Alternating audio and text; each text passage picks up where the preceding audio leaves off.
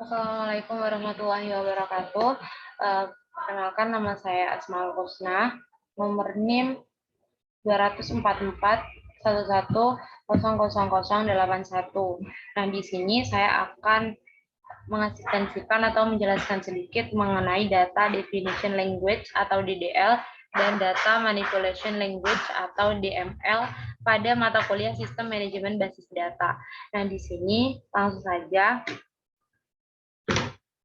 latar belakang dari adanya modul 1 ini atau pada materi kali ini adalah kebutuhan penunjang pekerjaan manusia semakin meningkat.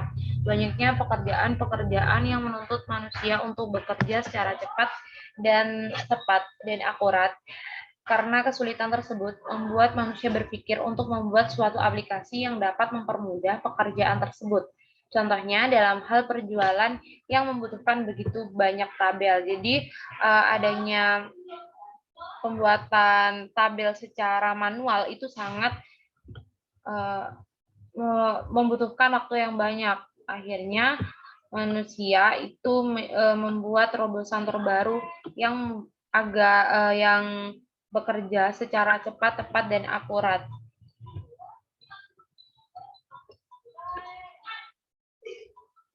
Contohnya dalam hal penjualan yang membutuhkan begitu banyak tabel yang berfungsi untuk menyusun semua hal yang penjualan dengan susunan yang cepat, yaitu dalam membuat tabel wilayah, tabel barang, tabel pelanggan, dan tabel jual. Seiring perkembangan teknologi, kesulitan tersebut dapat diatasi dengan melalui Oracle SQL Plus. Dengan aplikasi SQL Plus ini kita dapat membuat sebuah tabel dengan menggunakan data definition language atau DDL dan data manipulation language atau DML. Data tersebut dapat terbentuk dengan cepat dan akurat, sedangkan data manipulation language dapat mempermudah kita dalam menginputkan data dan merubah isi data serta menghapus isi data tersebut. Tujuan dari adanya modul 1 ini adalah mahasiswa mampu memahami perintah-perintah untuk menjelaskan objek dari database dan mendefinisikan atribut-atribut database, tabel, dan batasan-batasan terhadap suatu atribut, serta hubungan antar tabel. Yang kedua adalah mampu memahami dan mengisi tabel dalam database dan memanipulasi data dalam database.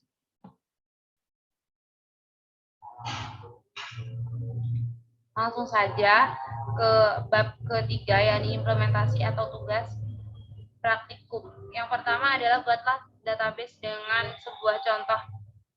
Sebuah toko swalayan ingin mengembangkan database untuk mencatat transaksi yang terjadi. Tabel yang pertama ada transaksi berupa pos atau penjualan ke pelanggan. Yang kedua ada pengembalian barang atau return. Yang ketiga ada pengecekan stok. Yang keempat ada pembelian barang dari supplier. Langsung saja untuk yang nomor pertama langsung pada aplikasi SQL ya.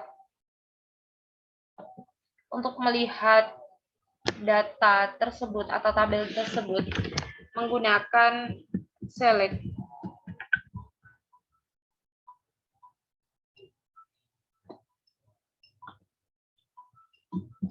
dikali com dan nama dari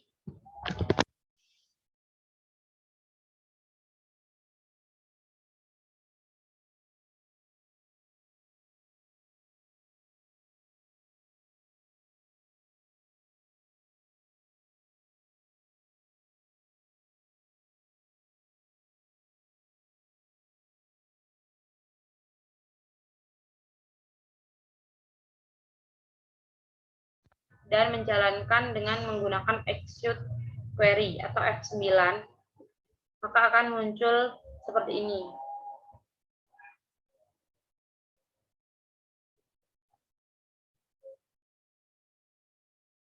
Mohon maaf karena ada yang error karena dari database tersebut adalah salah.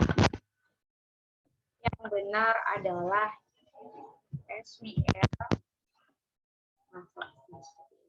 Lalu di F9 atau menggunakan tombol ini. dan akan muncul tabel yang sudah dibuat. ID transaksi menggunakan tabel hitungan sampai 10 dengan menggunakan auto increment atau akan bertambah dengan sendirinya atau otomatis. Dan juga tabel ini adalah primary key. Dengan menggunakan primary key, maka tabel tersebut akan bertambah dengan sendirinya dan akan muncul dengan unik, atau ID transaksi ini tidak akan sama dengan angka yang lain. Jadi misal angka 1 itu tidak akan mungkin sama dengan yang di sini. Angka 1 akan tetap berada di atas karena bersifat unik. Untuk yang kedua, ada keuangan. Pencatatan keuangan berupa yang pertama penjualan masuk ke akun penjualan. Yang kedua pembelian dari supplier masuk ke akun hutang atau pembayaran ke supplier mengurangi akun hutang. Langsung saja. SWL keuangan. Kita blok lalu kita jalankan dengan menggunakan F9 atau tombol ini. Akan muncul seperti ini, ID dengan primary key dan juga auto increment atau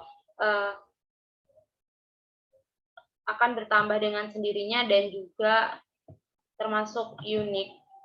Pengisian dilakukan menggunakan integer.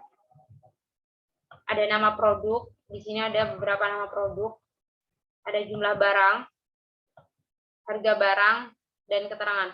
Jadi untuk tabel ini bisa diisi atau tidak diisi karena nol. Untuk selanjutnya ada SWL. Mohon maaf sebelumnya, kita baca soalnya. Yang ketiga ada laporan berupa penjualan dan juga stok. SWL laporan.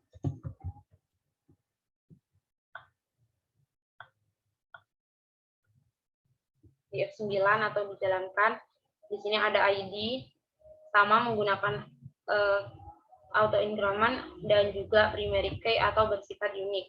Ada nama produk, barang keluar, ini jumlah dengan menggunakan integer, jadi harus menggunakan angka, harga barang keluar dengan menggunakan angka, dan stok menggunakan angka.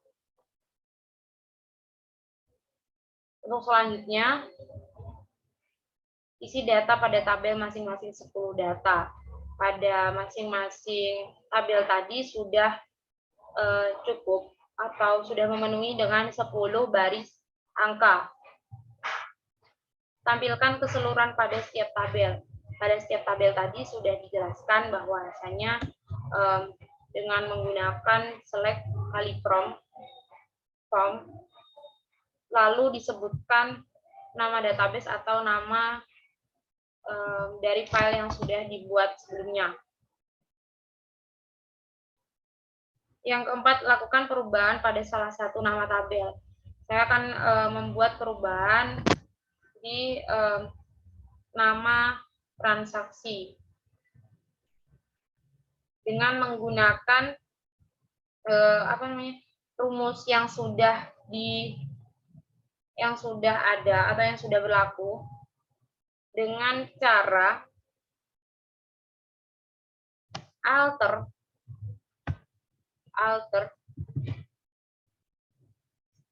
table nama file sebelumnya. Saya akan mencoba mengubah SWL transaksi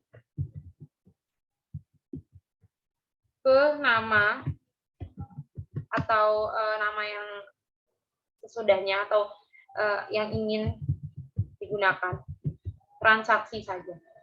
Maka akan saya run. Sudah bersifat sukses dan kita akan lihat dengan cara kita refresh. nama akan berubah sendirinya. Dan coba kita run, misal run ini berhasil, berarti nama sudah sukses atau sudah berhasil diganti.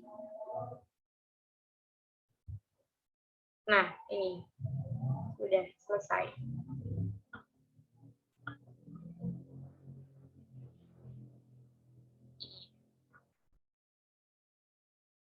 Untuk selanjutnya adalah tutorial atau cara menghapus database atau menghapus tabel. Yang pertama, saya akan mencoba menghapus tabel dulu dengan cara drop table. Tabel yang akan dihapus adalah transaksi. Dan coba di run. Sudah sukses ya, karena sudah sukses, kita akan refresh dan akan sudah terhapus. Misal akan dihapus drop atau kita akan menghapus database, drop database. Swalayan. Nama database-nya adalah Swalayan.